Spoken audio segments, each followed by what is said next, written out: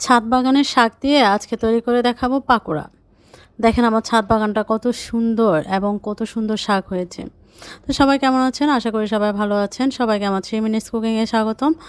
তো আমি আজকে খুব সহজে পাকোড়া তৈরি করে দেখাবো। বেসিক্যালি একদম ছাদের তাজা শাক দিয়ে। তো আমি এখানে 2 টা আলুকে গ্রেট করে নিব প্রথমে। আর আমি বেশ কিছুটা পাতা নিয়ে নিয়েছি। এটা আসলে হচ্ছে ডাঁটাটা দেওয়া যায় না, শাকটা দিয়েই করতে হয় কুচি করে।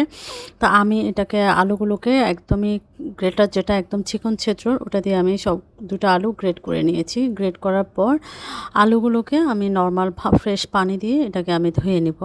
যেহেতু এটা একটা কষ ছেড়ে দেয় তা আমি এটাকে প্রথমে ধুয়ে নেব। তো ফ্রেশ পানি দিয়ে আমি ধুয়ে নিচ্ছি আর ফাঁকে হচ্ছে আমি পাতাগুলোও কুচা করে নিব। একদম মিহি করে কুচা করে নিতে হবে। তো আমি একটা বাটিতে সব কিছু একে একে দিয়ে দিচ্ছি। এখানে হচ্ছে পাতা কুচাগুলো দিয়ে দিলাম। আমি মিহি করে কুচা করে নিয়েছি। তারপরে যে আলুগুলোকে আমি হচ্ছে গ্রেট করেছিলাম সেগুলো পানি ঝরিয়ে নিয়েছি, সেটা দিয়ে দিলাম।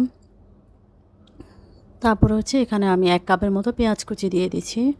পেঁয়াজ কুচি দিলাম। তারপরে হচ্ছে আমি রসুন বাটা 1 চা চামচ, আদা বাটা 1 চা চামচ, তারপরে হচ্ছে লবণ স্বাদ মতো দিবেন। পুঁই শাকে কিন্তু একটা জিনিস খেয়াল রাখবেন, লবণটা কম দিতে হবে, দেখে শুনে দিতে হবে।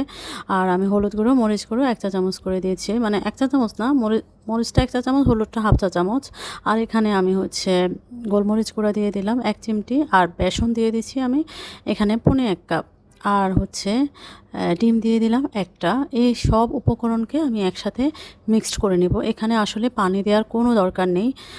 হচ্ছে পাতা থেকে পানি বের হয়ে যায় আর ডিম আছে যেহেতু, আর পানি দেওয়ার কোনো দরকার নেই এক্সট্রা।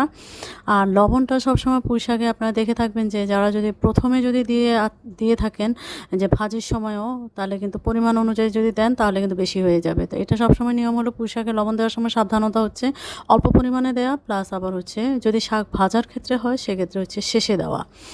সব শেষে লবণটাকে আমি পরিমাণ অনুযায়ী দেওয়া বা একটু কম দেওয়াই উচিত। পুঁই শাক কেন জানি লবণটা অনেক সেন্সিটিভ পুঁই শাকের সাথে। তা আমার মাখা হয়ে গেছে। আমি এটাকে আসলে মানে চেপে চেপে হচ্ছে ডুবো তেলে ভাজবো। আর এই সময় চুলার আঁচটা মাঝারি থেকে একটু লো থাকবে, কারণ হুট করে দিলে উপরটা পুড়ে যাবে, ভিতরটা কাঁচা থেকে যাবে। তো লো থেকে একটু হাইয়ে রেখে আমি হচ্ছে প্রত্যেকটা পকোড়া এভাবে দিয়ে দিব, দিয়ে হচ্ছে আমি ভেজে নিব। দেওয়ার সময় একটু সাবধানে দিতে হবে, যেহেতু তেলটা অনেক গরম আছে, হাতটা পুড়ে যেতে পারে। একটু সাবধানতা অবলম্বন করে তারপরে দিতে হবে। তো এইভাবে আমার সবগুলো দেওয়া হয়ে গেছে। আমি একটা কাঁটা চামচের সাহায্যে এটাকে আমি হচ্ছে উল্টে পাল্টে দিচ্ছি। আর এটা কাঁটা চামচের সাহায্যে আমি এটাকে আলাদা আলাদা করে দিচ্ছি, আলাদা আলাদা করে তারপরে উল্টে পাল্টে ভেজে নেবো আর কি 2 পাশটা। একটু সময় নিয়ে ভাজবেন, যেহেতু এখানে আলু আছে, একটু সময় নিয়ে ভাজতে হবে।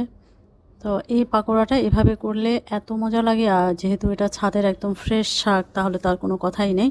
তো এভাবে করে পালং শাক দিয়েও করা যায়। আমি হচ্ছে এভাবে পালং শাক দিয়েও করে থাকি, অনেক মজা হয় এই শাকটা দিয়ে এভাবে করলে। আর কুমড়ো পাতা দিয়েও করা যায় এভাবে। তো আমি কিছু কিছু সিলেক্টেড শাক দিয়ে এই পাকোড়াটা আমি করে থাকি। আর এই পাকোড়াটা হয় কি সুবিধা, সন্ধ্যার নাস্তাও হলো, বাচ্চাদের সবজিটাও খাওয়া হলো। বাচ্চারা বেসিক্যালি শাক সবজি এগুলো খেতে চায় না, তো বিকল্প ব্যবস্থা হিসেবে এগুলো যদিও ভাজা পোড়া বাচ্চাদের জন্য আসলে ক্ষতিকর, তারপরেও তো একটু হলেও সবজিটা খাওয়া হয়। তো সেই হিসেবে চিন্তা করে আসলে ঘরে এই ধরনের রেসিপিগুলো তৈরি করলে খারাপ হয় না, সন্ধ্যা নাস্তা হিসেবেও ভালো লাগে। সস অথবা এই মেয়োনিজ দিয়ে খেতে ভালো লাগে। তা আমার পাকোড়া রেডি হয়ে গেছে। আমি উল্টে পাল্টে ভেজে নিয়েছি সবগুলো। তো দেখেন এটা আমি মানে বেশি সময় লাগেনি। এটা আমি এসে তেলটা অনেক ঝাঁকিয়ে নেই, তেলটা যেন না উঠে।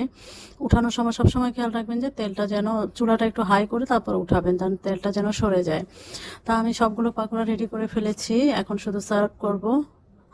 এটা আসলে উপর থেকে মনে হচ্ছে যে কালারটা এমন, কিন্তু ভিতরে কিন্তু ঠিকই সবুজই রয়ে গেছে। আমি অবশ্য ভেঙে আপনাদেরকে দেখাচ্ছি এটা কেমন হয়েছে। আর এই পাকোড়াটা এত মজা লাগে আমার, বিশেষ করে এই 3 পদের শাক দিয়ে করলে আমার কাছে সবচেয়ে বেশি মজা লাগে। আমি সবসময় করে থাকি। দেখেন ভেতরটা কিন্তু সবুজই রয়ে গেছে, উপরটা পাকোড়ার যে কালার সেটাই আসছে যদিও। তো আমার ভিডিওটা কেমন লেগেছে সবাই কমেন্টস করে জানাবেন। ভালো থাকবেন, আল্লাহ হাফেজ।